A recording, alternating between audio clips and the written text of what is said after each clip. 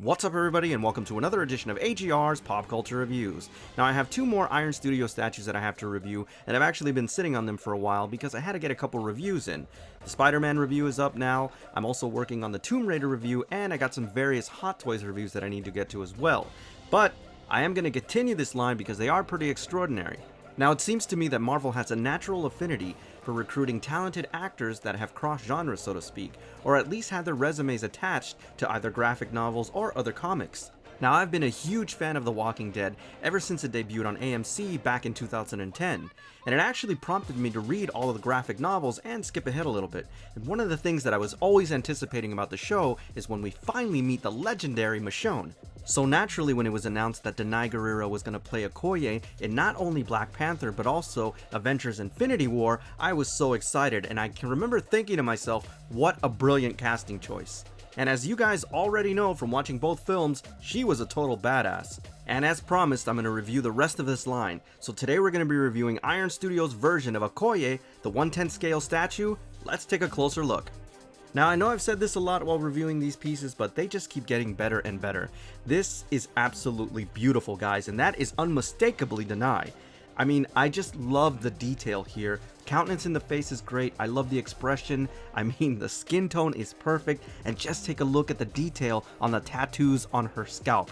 It is beautiful, guys. The level of craftsmanship here is pretty extraordinary, and you can tell they took a lot of time and effort to get everything right in what we see in the film. This extraordinary attention to detail also extends to the midsection and upper torso of the statue. Now, pay close attention to the color palettes here because they're very extraordinary. The golds look vibrant. I love the armor set.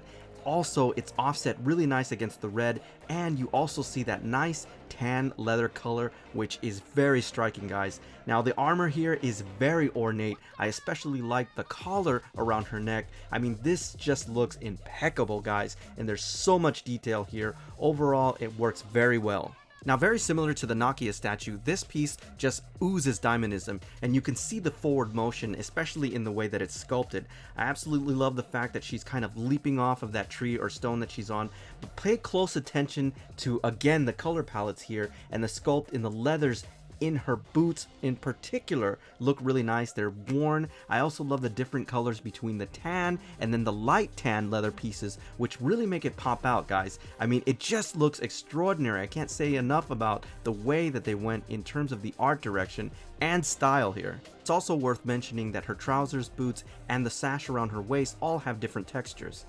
Now, just like with any character, if you get their signature weapon wrong, then you kind of detract from the overall piece. Fortunately, that's not the case here. They did a really great job on her spear. I especially like the color of silver that they used, and one of the things that's very impressive about this piece is that it's actual metal.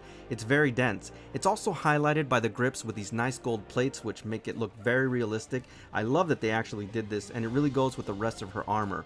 And I have to mention that it's almost the entire length of the statue, which is a good thing. You know, it is a spear, so it has to be long. Overall, great job. Now, this is definitely a piece that you want to mirror and you want to put under some really nice clear lighting. There is so much detail on the back. I definitely love the head sculpt on the reverse side because you really get a chance to see all the detail in her tattoos, but also just look at the armor set on the reverse side. It's just as detailed as the front. I especially love that really brilliant golden sash that's kind of coming from the back side of her corset. It looks really nice. Not to mention, you get a real sense of the way that this statue is attached to the base, which is pretty impressive in terms of overall engineering. So definitely mirror this one. Now, speaking of the base, this is definitely one of my favorite bases in this line so far. Not only does it have a very brilliant color palette, I love the use of so many textures and so many tones here. Just look at that tree stump, guys. I mean, look at the level of detail there. That looks like an actual tree stump. The rock looks great, but most importantly, I love that tree. I mean, it looks like a bonsai tree, really, that she's leaping out of. It is so freaking cool, guys. And I really have to commend Iron Studios for this price point. To have this level of detail is pretty extraordinary. Now, just like the rest of the statue line, you also get this very nice plaque. Now, for some reason, people keep making comments in the comments section that these actually attach to the main part of the statue. That's just a myth, guys. Unfortunately, there's no indication that these actually attach, nor are there pegs or anything like that. It's just the plaque. Now, it does read Black Panther. There's this beautiful image of Okoye. It does read Okoye and Iron Studios, and it's just something that you can either use directly with the base, but it's not attached, or you can use it on its own to display. Now this is another easy one, and I might add, we are now 5 for 5 with the Iron Studio statues.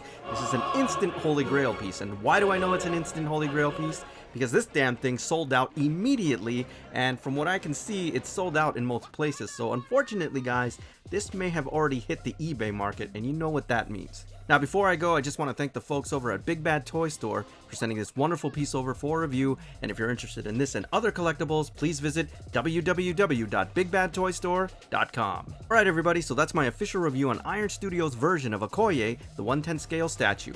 As always, I thank you for tuning in, and I'll see you on the next AGR's Pop Culture Reviews. Wakanda forever, baby.